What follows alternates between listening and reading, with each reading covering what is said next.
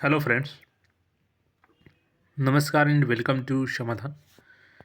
साथियों, उम्मीद है कि आप सब अच्छे होंगे और स्टडी भी आपकी अच्छे से चल रही होगी।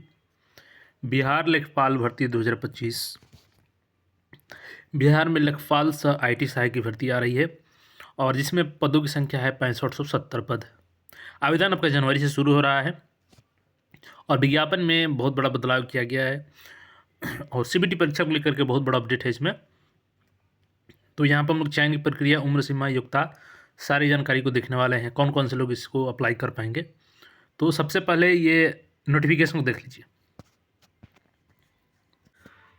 यहाँ पे देखिएगा तो ये बिहार ग्राम स्वराज योजना society, Panchayati Raj department, government of Bihar. तो पंचायती राज की वैकेंसी है ये और डिटेल एडवर्टीजमेंट यहाँ पे हम लोग देखने वाले हैं। उम्र सीमा, योग्यता क्या रखी गई है। यहाँ पे देखिएगा तो पदों की संख्या भी दी गई है। अब देखिए एक्चुअली में क्या है कि ये इसका पूर्व में भी आवेदन लिया गया था, लेकिन फिर से इसका आवेदन शुरू हो रहा है और जो भी नहीं अप्लाई कर पाए थे वो भी अप्लाई कर पाएंगे।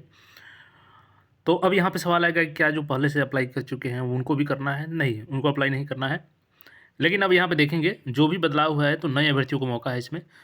कैटेगरी वाइज यहाँ पे सीट दिया गया है, जैसे कि यूआर का इतना, और इसी तरीके से 6570 टोटल वैकेंसी है मेल के लिए, जिसमें 4270 और महिलाओं के लिए 2300 वैकेंसी है।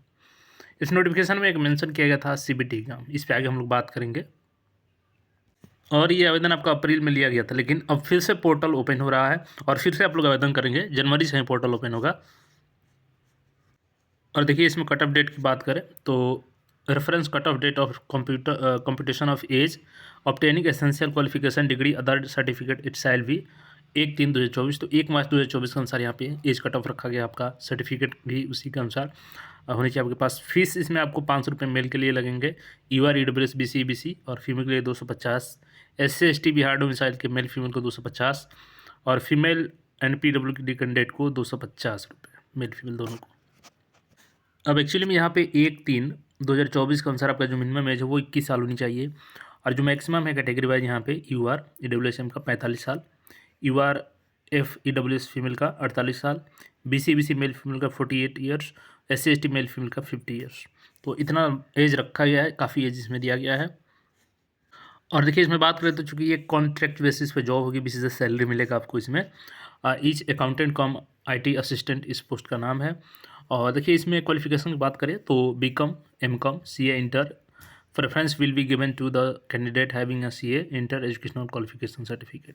तो कॉमर्स डिग्री वाले जो भी है इसको अप्लाई कर पाएंगे और जनवरी से इसका पोर्टल ओपन हो रहा है। लेकिन जो अब इसमें बदलाव किया गया है उसको हम लोग देख लेते हैं यहाँ पे। तो देखिएगा यहाँ पे तो लेखपाल सह IT सहायक पद के लिए अभ्यर्थियों का चयन जिला स्तर पर होगा। अब यहाँ पर न्यूज़ देखिएगा, इसको डिटेल्स में देख रहे हैं कि बिहार लेखपाल सह IT सहायक भर्ती में अभ्यर्थियों का चयन जिला स्तर पर होगा। पंचायती राज विभाग ने 65 से 70 पदों पर IT सहायक लेखपाल के पदों पर अभ्यर्थियों का चयन पूरा करने के लिए कहा है। जनवरी अंत तक आवेदन लेकर कमेटी चयन की प्रक्रिया अप्रैल तक पूरी उम्मीद है। तो जनवरी तक आपका आवेदन पूरा कंप्लीट कर लिया जाएगा। यहाँ पर डेट देख सकते हैं, 27 का है ये डेट, 27 दिसंबर का। यहाँ पे देख सकते हैं पूरे डिटेल्स में दिया गया है कि बिहार सरकार के पंचायती राज विभाग में लेखपाल सह IT सहायक के पद पर तकनीकी सहायक पदों पर अभ्यर्थियों के चयन जिला स्तरीय कमेटी के माध्यम से होगा। पंचायती राज विभाग ने 65 से 70 लेखपाल सह IT सहायक के पद पर जल्द अभ्यर्थियों का चयन पूरा कराने के लिए कहा है। माना जा रहा है कि जनवरी अंत तक आवेदन लेकर, यानी कि जनवरी तक आवेदन की प्रक्रिया समाप्त कर ली जाएगी। कमेटी की चयन की प्रक्रिया अप्रैल तक पूरी कर देगी, यानी अप्रैल तक पूरी प्रक्रिया कर लेनी है। लेखपाल के पद पर खाली रहने के कारण पंचायतों के कामकाज प्रभावित हो रहे हैं। पिछले दिनों पंचायती राज विभाग की समीक्षा बैठक में मुख्य सचिव ने तकनीकी सहायक की बहाली के लिए पुरानी प्रक्रिया अपनाने के लिए कहा था। इस कारण पंचायती राज विभाग ने बहाली के लिए जिला स्तरीय कमेटी से कराने की तैयारी की है। अब देखिए इसमें बदलाव ये किया गया है कि अब आपका CBT एग्जाम को ही समाप्त कर दिया गया है। अब देखिएगा यहाँ पे, इससे पहले लेखपाल के पद पर बहाली एजेंसी के माध्यम से होनी थी। पंचायती राज विभाग के तहत सोसाइटी के माध्यम से ऑनलाइन आवेदन लिए गए थे। इस शैक्षणिक योग्यता BCom या MCom, CA इंटर वाले 73,992 अभ्यर्थियों ने आवेदन भी किया था। परीक्षा के आधार पर अभ्यर्थियों का चयन होना था, लेकिन इस प्रक्रिया में बिचौलिए की सक्रियता की शिकायत मिलने पर पंचायती राज विभाग ने राज्य के किसी आयोग के माध्यम से चयन प्रक्रिया पूरी कराने की तैयारी की थी। लेकिन अब फिर पुराने तरीके स्तरीय कमेटी के माध्यम से अभ्यर्थियों के चयन करने के लिए कहा गया है। लेखपाल सह IT सहायक के 6570 पदों में पुरुष के लिए 4270 है, जबकि महिला अभ्यर्थियों के लिए 2300 पद है। अभी राज्य में लगभग 1600 लेखपाल IT सहायक है। अब आप यहाँ पे देखिएगा कि सीबीटी एग्ज़ाम को ही समाप्त कर दिया गया और इनका कारण क्या कहना है कि इसमें कुछ बिचौलिए सक्रिय हो गए हैं। तो बिचौलिए सक्रिय हो गए हैं तो क्या कल के डेट में अगर बिहार एसएससी की एग्ज़ाम है और उसमें भी पेपर लीक होता है तो क्या सिर्फ इस कारण से कि उसमें बिचौलिए एक्टिव हो गए हैं उस पर आप कोई कार्रवाई ना कर करके सीधे डायरेक्ट उस भर्ती को मार्क्स के आधार पर कर लेंगे? क्योंकि अब तो ये जिला के आधार पर होगा और ये मार्क्स के ही आधार पर होगा, जो कि कहीं से भी फेयर नहीं होगा। मार्क्स के आधार पर होगा तो इसमें और धांधली होगी।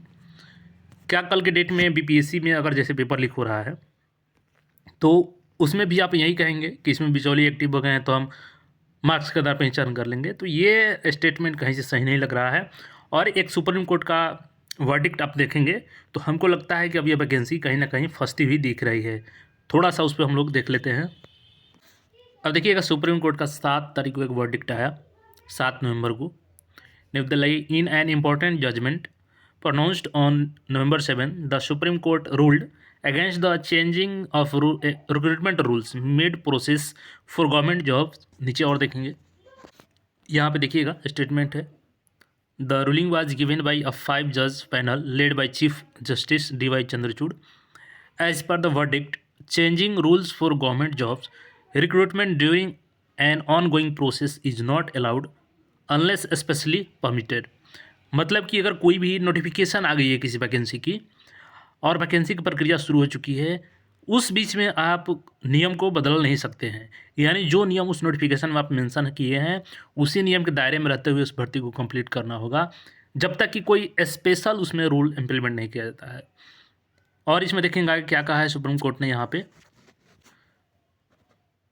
देखिएगा, द 5 जजेस panel stated that the rules of the game can not B at least once the recruitment process begins। तो यहाँ पे बिल्कुल एक बार देख लीजिए, द 5 जजेस panel stated that the rules of the game can not be altered once the recruitment process begins. मतलब यहाँ पे सुप्रीम कोर्ट का साफ स्टेटमेंट है कि एक बार खेल शुरुआत कर दिया आप तो खेल के बीच में नियम को नहीं बदल सकते हैं। The panel includes justice Harikesh Roy, उसके बाद पी.एस. नरसिम्हा, उसके बाद पंकज मित्तल एंड मनोज मिश्रा जी। तो इनकी बेंच थी और यहाँ पे फैसला दिया गया था। तो ये देखिए कहीं ना कहीं ये जो वर्डिक्ट है सुप्रीम कोर्ट का उसको एवैल्यूएशन यहाँ पे माना जाएगा अगर ये नियम लगता है तो पूरी उम्मीद है कि ये वैकेंसी हो सकता है कि फंस जाए, क्योंकि बीच में नियम को बदला जा रहा है। सीबीटी देखेंगे तो नोटिफिकेशन में ऑलरेडी मेंशन था कि आपका एग्ज़ाम सीबीटी से होगा, लेकिन अब मार्क्स के आधार पर होगा और जिला स्तरीय कमेटी चयन करेगी। तो आप इस पर क्या सोचते हैं, इस रिक्रूटमेंट प्रोसेस पे अपना राय जरूर दीजिएगा।